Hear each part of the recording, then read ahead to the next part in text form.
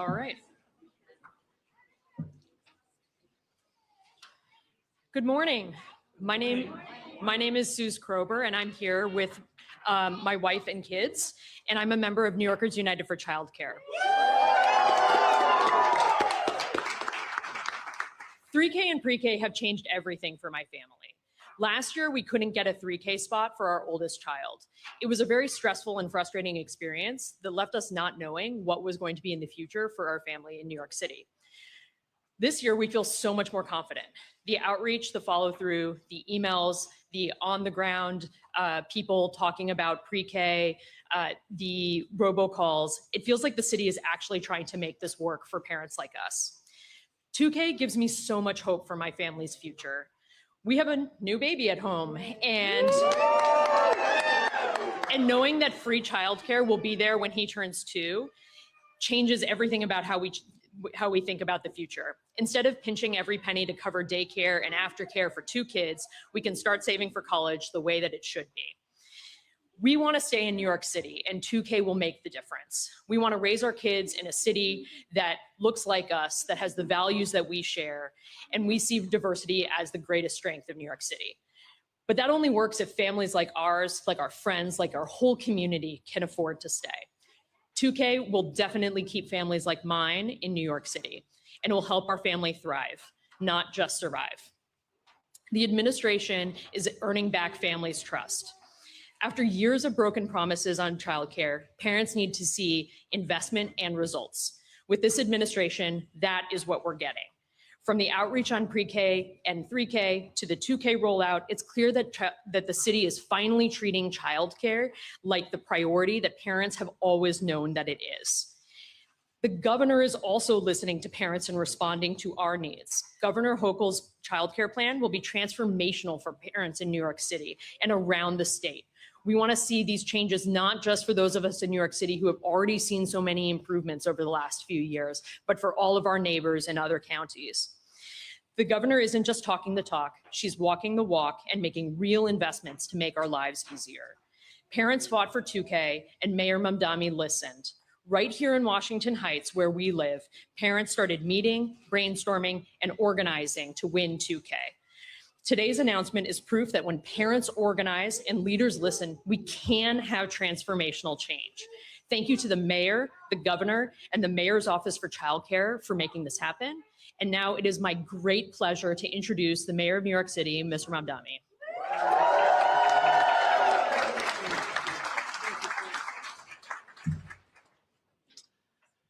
Good morning, my fellow New Yorkers.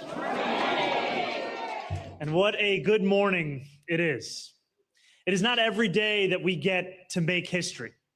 It is not every day that we get to transform the lives of 2,000 children and thousands more parents across our city. And it is not every day that a movement by the people and of the people truly delivers for the people. Today, my friends, is a special day because we are gathered together to mark a monumental moment of progress on the path to universal childcare across New York City. I want to begin by thanking my partner in this work, New York's Governor Kathy Hochul. Without her support and her leadership, we would not be here at the Sugar Hill Children's Museum today. And I would like to ask to join me in a round of appreciation and applause for all of our city council members who are here today, all of our state assembly members who are here today, our state senators who are here today, and our borough presidents who are here today.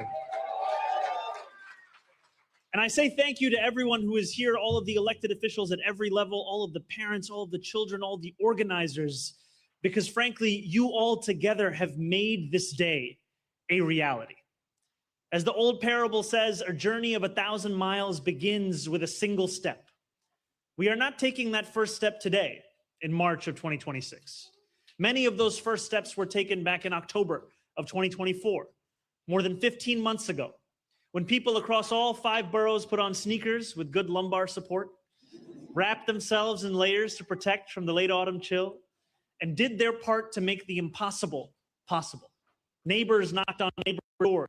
Parents spoke to other parents. People spent their precious free time after work and on weekends, gathering petition signatures on street corners and passing out literature at subway stops. And you did not do this work because anyone enjoys climbing up sixth-floor walk-ups. You did it because you held a vision of a city that worked differently, that worked better.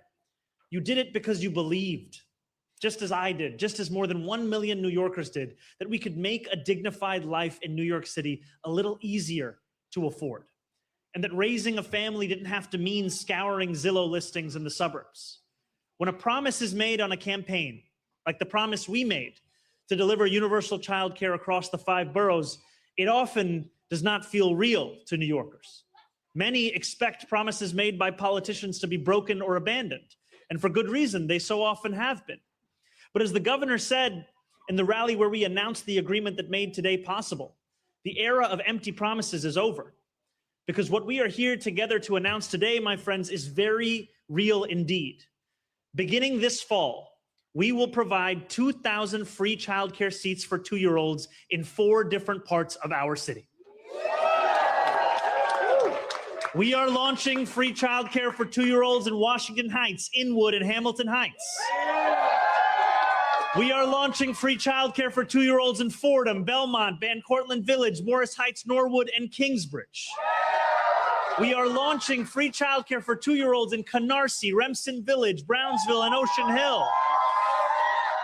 And we are launching free childcare for 2-year-olds in Ozone Park, South Ozone Park, Woodhaven, Richmond Hill, Howard Beach, and the Rockaways. This is only the beginning of our efforts to deliver universal childcare across every corner of the 5 boroughs.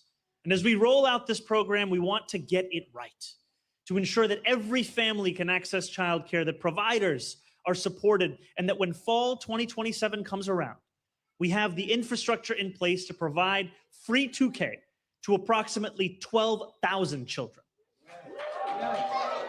This first step will allow us to build the systems and the capacity we need to deliver exactly that.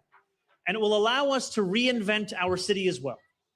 Universal childcare will not just provide our kids with the quality education they deserve. It won't just lift stress from parents' lives as they know their child has a seat close to home where they will be well taken care of. And it won't just rewrite statistics like the ones that tell us that families with kids under 6 are twice as likely to leave New York City as those without kids. It will place at least $20,000 per child back in the pockets of parents across our city, and will make it possible for countless parents to return to the careers they love. I stand here next to the first mom governor of New York State, someone who had to leave a job she loved when she had her children.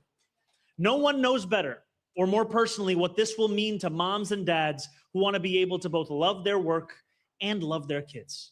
And I stand before you as the mayor of the city that every business wants to be headquartered in, but where so often the top talent cannot afford to move. As we deliver universal childcare, as we launch free 2K, we are also helping our businesses attract the candidates who want to move here but can't fathom spending so much of their paycheck on childcare every month. And we're making what Wall Street would call a good investment. Researchers estimate that every dollar spent on early childcare returns as much as $13. After Quebec began offering universal childcare, the number of women in the workforce with young children grew by 16%. In a city that lost $23 billion in economic activity in 2022 alone because of parents who had to quit their jobs or cut back working hours, this decision today, this commitment to universal childcare has the potential to supercharge our economy. We will support and grow our workforce, we will grow our tax revenue, and we will grow as a city. Now, I want to close with this. 2 things. The first, that I also want to recognize that there are so many New Yorkers who have grown up in this city and have had to leave this city because of the cost of living across these 5 boroughs.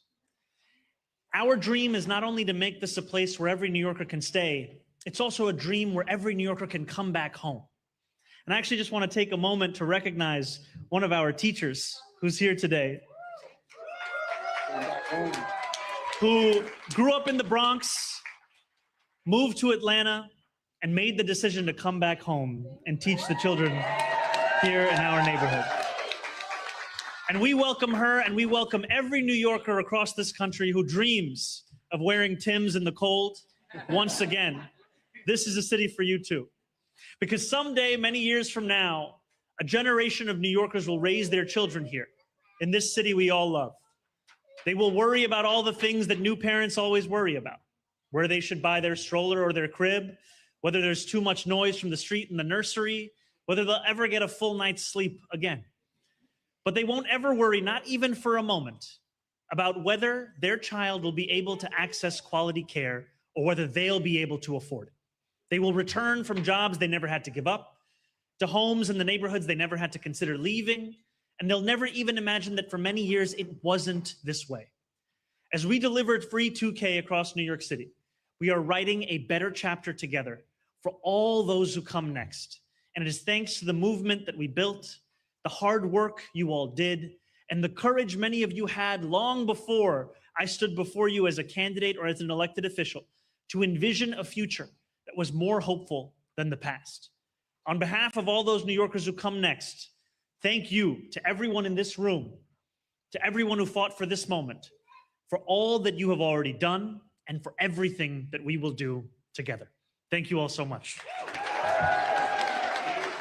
And it now gives me great pleasure to introduce our partner in this work, a person who ensured that this day could truly arrive, and the first mom governor of New York State, Governor Kathy Hochul. Good morning, everyone, especially parents. Any parents out there in the audience? Oh, yeah. Oh, yeah. Well, let's do something together. Take a look at the faces of these children. Look into their eyes. Look at their sweet, innocent faces, especially the babies. And know that today is all about them, because they're the ones that matter. They're the ones that are relying on us, the adults, to do something that those before had not done, had not had the ambition, the audacity, the courage, the willingness to go where no man or woman has gone before.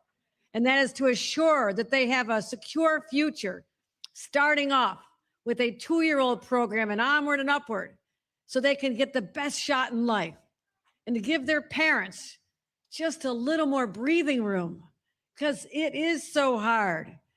They are sleep deprived, okay? They're just walking around like zombies most of the time, right? Just wondering, when can I get an hour of sleep? How about 2 hours? Okay, I digress a little bit. I'm kind of reliving a lot of PTSD here. But today we're delivering on something that's been talked about. But this is the first time the state of New York has made such an unprecedented commitment into the families and children of the city of New York. And we're not going backwards. We are committed. And you think about, as the mayor mentioned, I want to thank him for just being someone who has that sense of urgency that I share. I needed a partner that also said, let's do this yesterday, not someday in the future, and do a study and think about it and go, we're done with that. Yeah. We're New Yorkers. We want it done now. Yeah. And today is about now. So thank you, Mayor, and thank you to your team and all the parent advocates who never gave up on this promise. Now, whether or not you live in Washington Heights or the Rockaway or Brownsburg or Kingbridge, there's one thing that every family can agree on, that the cost of childcare is so outrageously high. I mean, our kids are worth every penny, but the costs are so incredible. But you know what? They've been like that for generations. Let me give you an echo back from a previous generation when I was that young mom. Now, I started out with a dream in my heart. All I wanted to do someday was, this is as high as it got for women of my era, so forgive the lack of ambition here. I just wanted to be a staffer to a congressman or a senator on Capitol Hill. I had visited as a child. I thought someday I might be able to work in that building and help somebody else do really well, never having the own ambition to be that person myself. But finally that day arrived, and I spent years working on Capitol Hill, working for Senator Daniel Patrick Moynihan, one of the highlights of my life. I thought I was done. I'd achieved my goal at age 27. But then we decided to start a family, and boy, was I not prepared. I had no idea that there was no support system. My family didn't live close by. I had no relatives, no friends who were in the same situation as I was. And the choice came down to this. Do I continue with this job I love and try to figure it all out? Or do I end up having to stay home because I could not find childcare we could afford? I'm working on a government salary. My husband was working on a government salary. We made a decision that I would stay home to be there with those kids because we did not have childcare a generation ago. Now they turned out fine. I got my career back on track. Everything ended up just fine, but you don't know it then. And when you're stressing out about the fact that you now have half the paycheck you once had, and the cost of diapers, even though you go out to the big box store and try to get them in bulk and stuff them in every inch of space you have because they take up a lot of space, and the cans of formula, and the clothes that the kids keep outgrowing every 3 months, literally.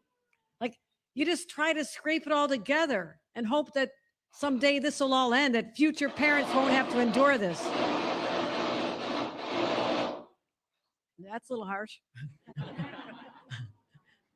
But guess what, friends?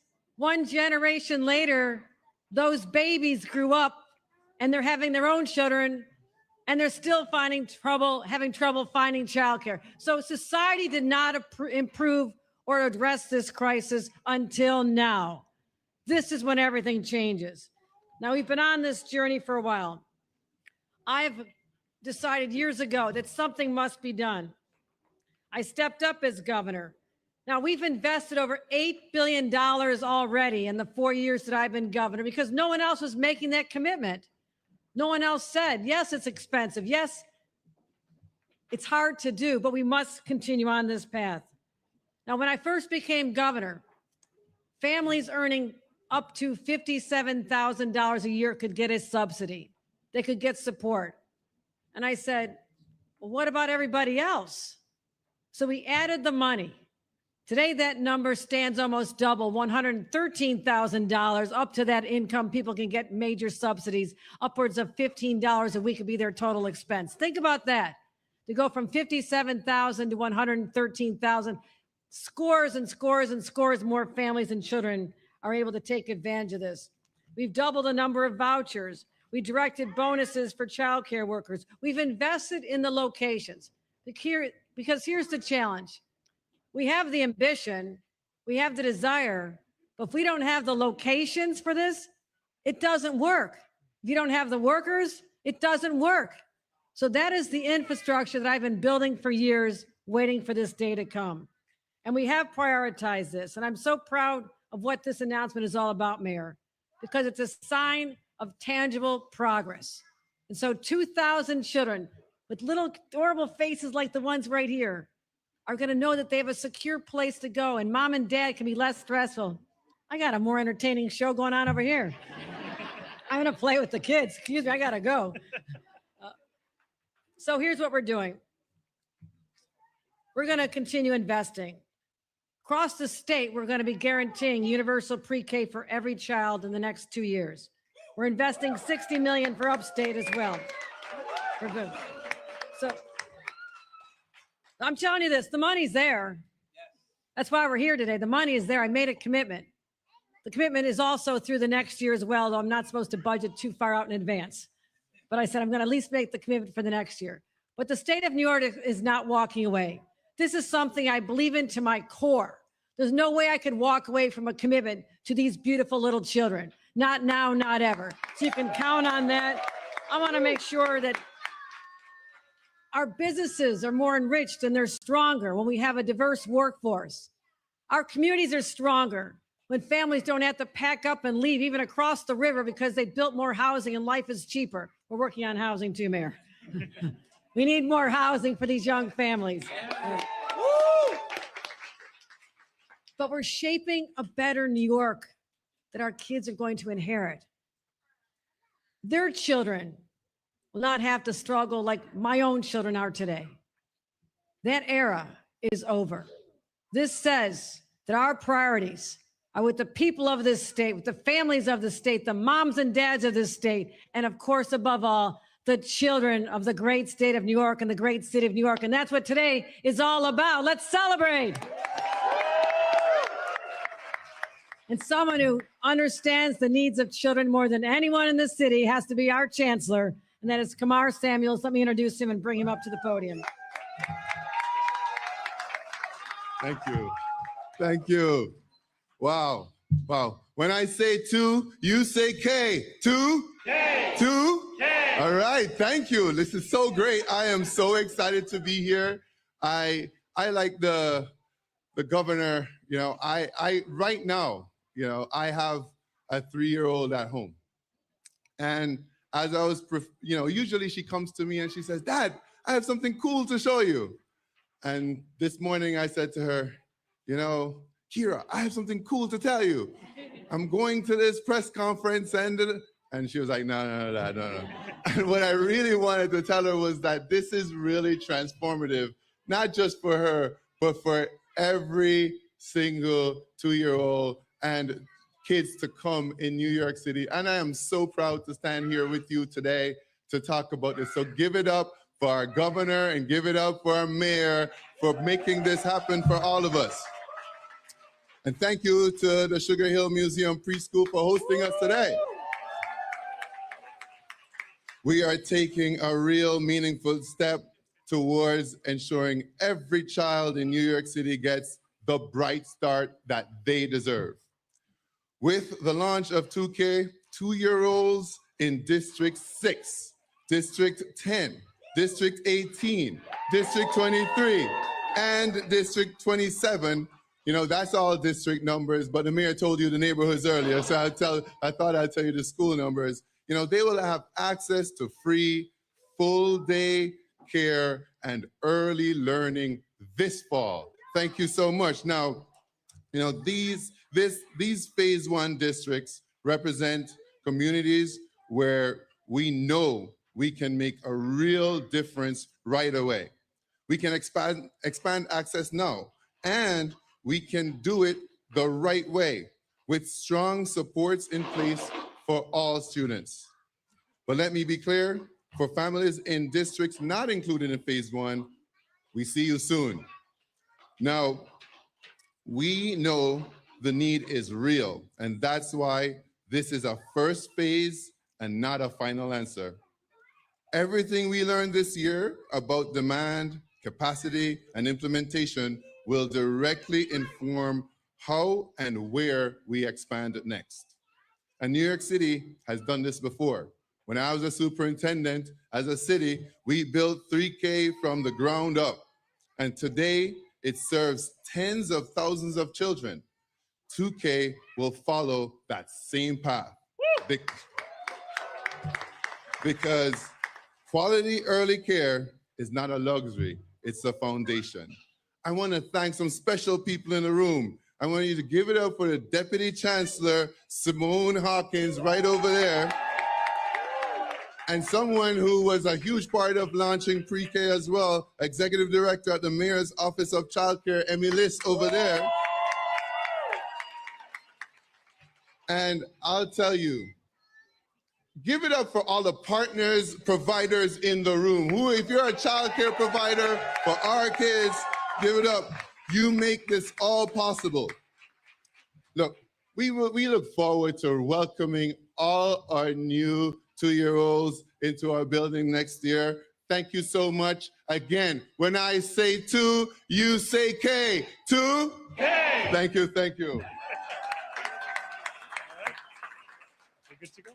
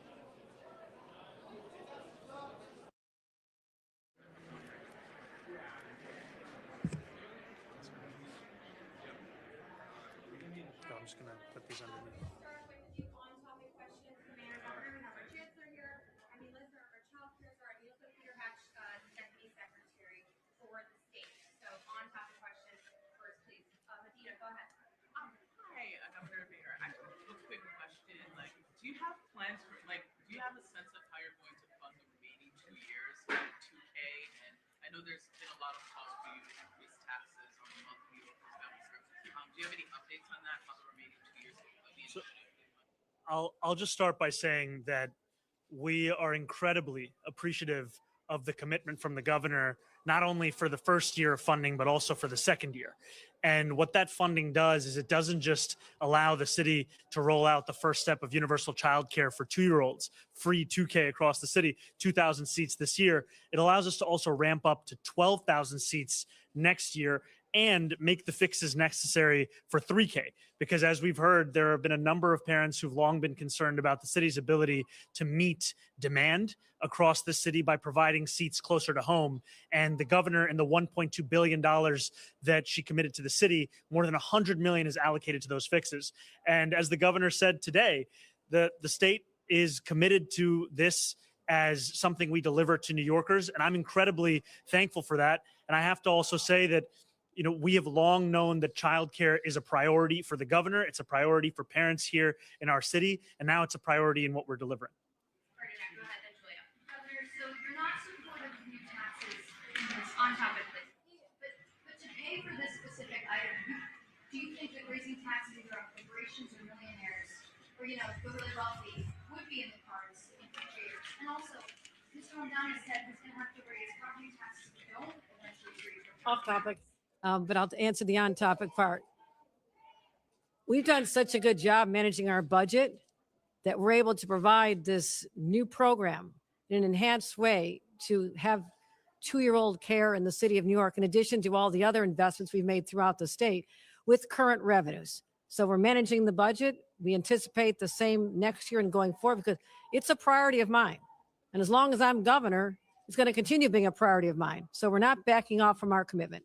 All right, Juliet. I said we did it with existing revenues. No, I said we can do it with existing revenues. Take what I'm saying as your answer. You got your answer. Nice try. The next neighborhoods in phases 2, 3, and 4.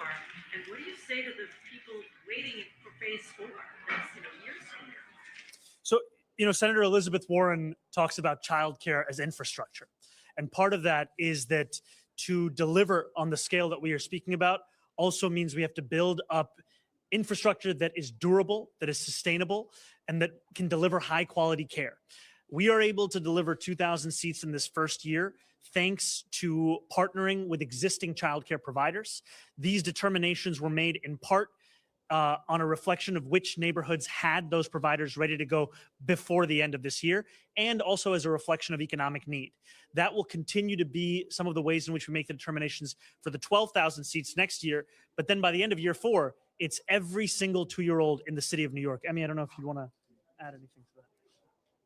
I think we're committed to moving as quickly as we can, recognizing the urgency that families feel, but we also want to make sure we're building, as the mayor said, a system that can endure, that we are focusing on really deep partnership with childcare providers, both centers and home-based providers in the communities where we expand, and working quickly to deliver family need, but making sure, again, that we do that in a way that reflects the high quality that we know families want and deserve.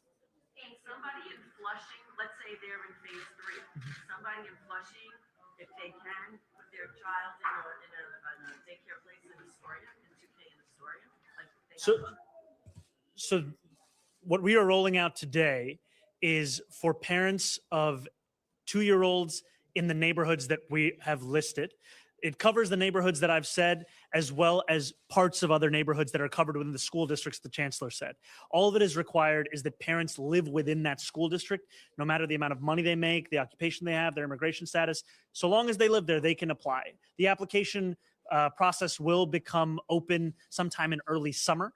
And then next year, we will be announcing additional neighborhoods and school districts that this will apply to. It will extend beyond these sets of districts. And one thing that I can tell you for certain is that it will also extend into Staten Island. Thank you. Melissa, go ahead. Hi, Mr. Mayor. So for the short term, until this is truly universal and it applies to families of all income levels, how will you actually decide which families get priority within each of these districts? Because I assume that there's more demand than there is supply.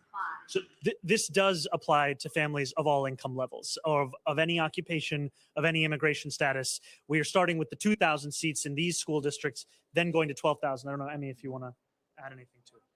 As the mayor said, for the seats we are opening up this fall, any family who lives in districts 6, 10, 18, 23, and 27 will be eligible to apply. And our goal is to serve as many of the families who apply as possible. If there are more families or children than there are seats, how will you decide who gets the seats? When we roll out the application process in the next couple of months, we'll outline the process by which families will be able to apply and how we'll work through that, similar to the way we approach 3K, pre-K, and K through 12 admissions. Thank you. We'll take one more before the governor has to depart. Yeah, go ahead. Just a question for the governor. I know you mentioned some of the money is going to be invested upstate. Do you have any idea what communities that's going to heavily target, where that's going to be going, or sort of criteria you're looking at in investing money upstate? Right. This rest of state is a little bit behind the city. In fact, we don't even have universal 4Ks. So number one, I'm prioritizing that. And by 2028, we'll have all the families across the state of New York covered with a 4K program. What I'm doing in 3 other pilot communities, Binghamton and Dutchess County and Monroe County, starting this fall, is something that's never been done before, which is newborn to 3-year-old, a pilot program to test how this works upstate as well. So simultaneous with us, universal 4K, get to 3K to catch up to the city. But we're also at the same time understanding that there's families that have higher needs throughout the state. So I'm excited about this. It's not just New York City, although we're focusing a lot on the 2-year-old program here. The rest of the state is playing catch up this year, and I'm leading that effort. Thanks, everybody. Thank you so much. Thank you. Right. We'll take more on-topic and off-topic questions as well. Jason, go ahead. Mr. Mayor, do you think Iran is better off without the Ayatollah? You know, I've said before that the Iranian government has engaged in systematic repression of its own people, even killing thousands of Iranians who were seeking to express the most basic forms of dissent earlier this year. It is a brutal government. And I've also said that while I may be a young mayor, I am old enough to remember the devastating consequences of our country pursuing a war with the intent of regime change in that very same region not that many years ago. Thank you. MJ, go ahead. Yes, sir. You probably understand there's been some backlash, some pushback against your remarks about the war, calling it illegal war of aggression. Is there anything you want to say to the Jewish community in New York in particular, and then also the Iranian dissidents who also live in the 5 boroughs, with respect to those remarks and to acknowledge the backlash? What I would say to Jewish New Yorkers, to Iranian American New Yorkers, to any New Yorker, frankly, is that my primary responsibility is to keep you safe. And in as much as I have shared my thoughts when I've been asked about the federal government's actions as well as the actions of the Israeli military, I've also focused my time and efforts in being in constant communication with our police commissioner as well as emergency management officials. And so what we have done is taken the decision to increase agency coordination as well as increasing patrols of sensitive locations across the city out of an abundance of caution.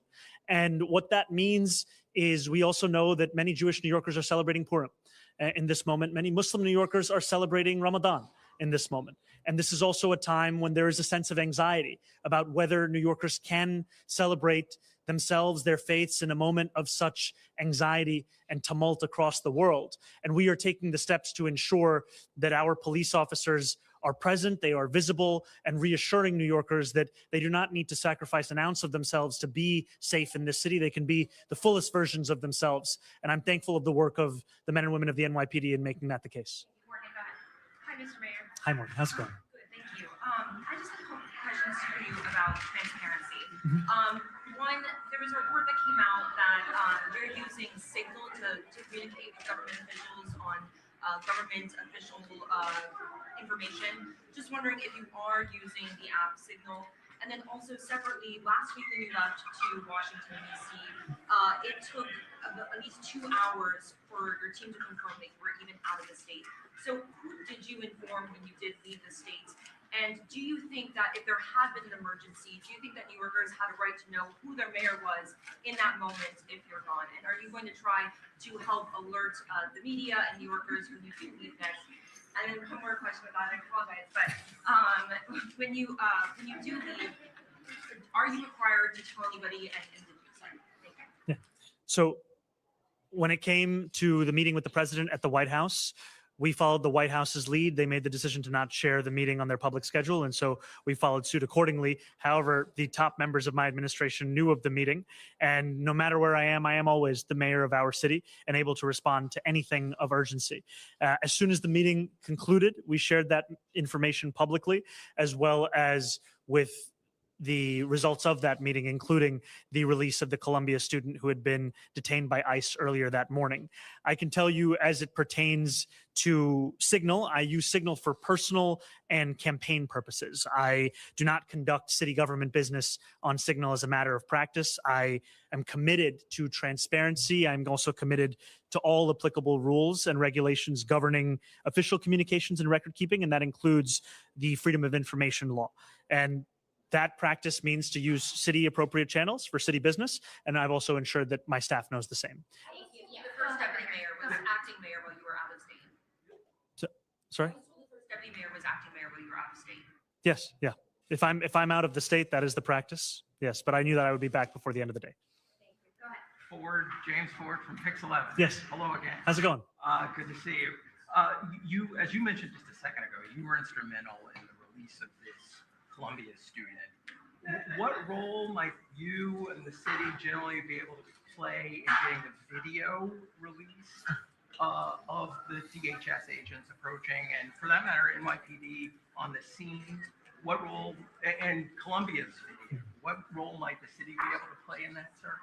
So I'll have to get back to you on that. I haven't thought as much about the video. I've thought more about what role we can play in ensuring that New Yorkers are not being unlawfully detained. And so when I sat with the president in the Oval Office, I brought up to him the fact that ICE had detained a Columbia student just that morning, and that there were actually 5 people who had been detained either as Columbia students or for activities on Columbia campus, and that I believe that all of their cases should be dropped. After the meeting concluded, shortly thereafter, I received a phone call from the president informing me that he was taking the decision to release her imminently, and that we could share that publicly. Thank you. We got time for 2 more. Dana, go ahead, and Adam. Hey, Dan. Hi, Mr. Mayor. 2 questions for you. Yep. Have you spoken with the president since he launched the war in Iran? And second, you talked about how NYPD is on high alert. Are you aware of any threats? Has the war rendered New Yorkers less safe? So at this time, there are no threats to share with the public. Everything that we are doing is out of an abundance of caution. And I'm appreciative of what the NYPD is doing, because it is both reassuring New Yorkers who are understandably concerned at this time, and also ensuring that we are taking every single step we can to be prepared in light of anything resulting from the actions of the federal government and the Israeli government. And I have not spoken to the president since our meeting in the Oval Office. Last question, Adam, go ahead. I wanted to ask about your security clearance. I know there was reports today that you're still waiting. You mentioned you haven't talked to the president, but in your previous communications, has that come up at all? And maybe you could talk a little bit about, I guess, with the threat from Iran, whether that's how you're kind of handling that. So we are going through the regular security clearance process. It takes months, and everything is going according to that routine. I'm also thankful of the fact that there are a number of members of my senior staff that do have that clearance. This has in no way impeded our abilities to respond both to the day-to-day needs of New Yorkers, as well as to respond to the current crisis at hand. And what we are doing is taking every step that we can to ensure that we are keeping New Yorkers safe. And I am thankful once again to the hardworking members of the NYPD for doing exactly that across the 5 boroughs, both in times of celebration for New Yorkers and in times of anxiety. What do you think of Sid Rosenberg using the term cockroach? Yeah. What do you think of Sid Rosenberg? He used the term cockroach. I know your police commissioner had dinner with him. So Muslims in this city, for almost as long as we have been in this city, have had to deal with those with power and platform dehumanizing us. And to be called animals, insects, to be called a jihadist mayor, to be called a cockroach, this language is both painfully familiar to me as a Muslim New Yorker, but also as someone who was born in East Africa. And it is difficult to hear. It is also, there's also a reminder that the silence that often greets this kind of bigotry, this kind of Islamophobia, is what allows it to fester. The temptation to treat it as politics as usual. And I want to be very clear that I have far more urgent work in front of me than indulging the provocations of a man who trades in outrage and frankly fears the city that we are looking to build, which is one where every single New Yorker who lives here can call it their home. I am not ashamed of who I am. I am not ashamed of my faith. I am not ashamed of being the first Muslim mayor in the history of our city. And there's no amount of racism that will change the way in which I lead or the commitment that I hold to each and every New Yorker in the city. Thank you so much. Thank you. Should people go on his show?